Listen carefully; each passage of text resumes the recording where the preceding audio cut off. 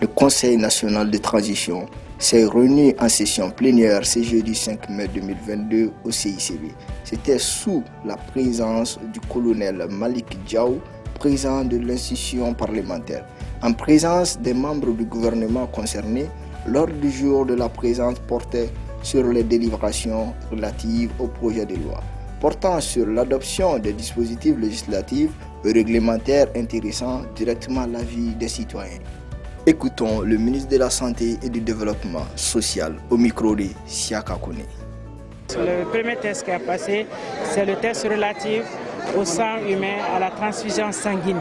Donc, ce qui est le cœur de métier du Centre national de transfusion sanguine. Donc, il y avait un vide juridique à combler et nous avons mis dans ce test, dans cette loi,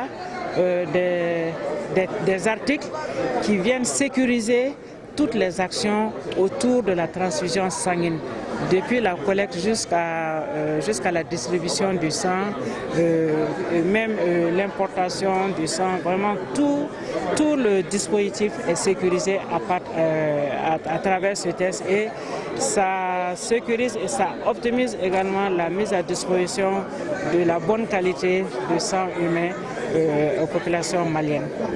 Et le second test est relatif à l'Institut national de la santé publique, INSP. Un test qui est passé en Conseil des ministres récemment, c'est de sortir le CVD de l'INSP.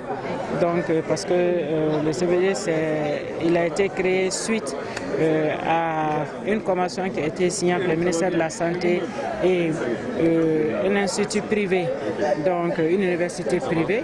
Donc, dans cette convention, il y a des clauses, il y a tout ce qui réglemente l'action du CVD. Donc, le CVD n'est pas un établissement public, ça n'a rien d'un service rattaché à une direction quelconque, c'est vraiment issu d'une convention.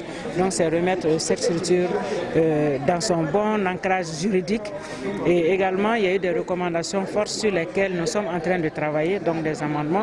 Il s'agit de l'ANSA qui s'occupe de la sécurité des aliments et également la médecine traditionnelle aussi, pour laquelle nous sommes en train de travailler aussi pour l'amélioration de leur statut juridique, déjà les sortir aussi de l'ancrage juridique de l'INSP. Donc ces recommandations ont été acceptées par nous et sont en cours de mise en œuvre.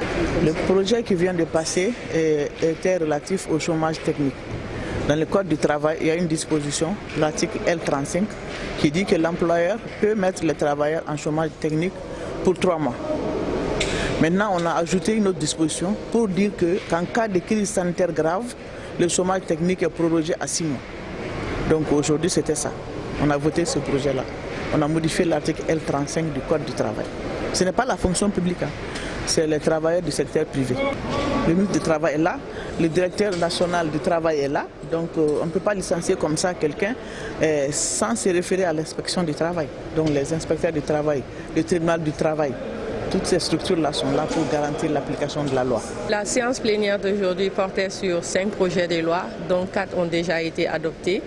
Et il était question du statut des fonctionnaires de la police nationale, mais également il était question du sang humain et de ses dérivés.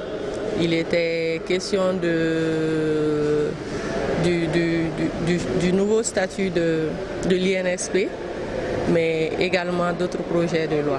J'ai une très bonne appréciation de ce qui a été voté, surtout concernant les innovations qui ont été apportées.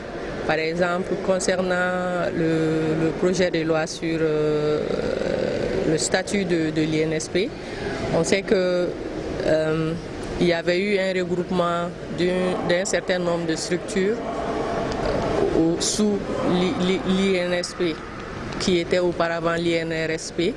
Maintenant, il était question d'enlever certaines structures telles que le CVD, mais également l'ANSSA, mais aussi par rapport à la question de la médecine traditionnelle, ils ont mis l'accent sur le domaine de la recherche. Ils ont mis en valeur cela. Ça m'a beaucoup plu.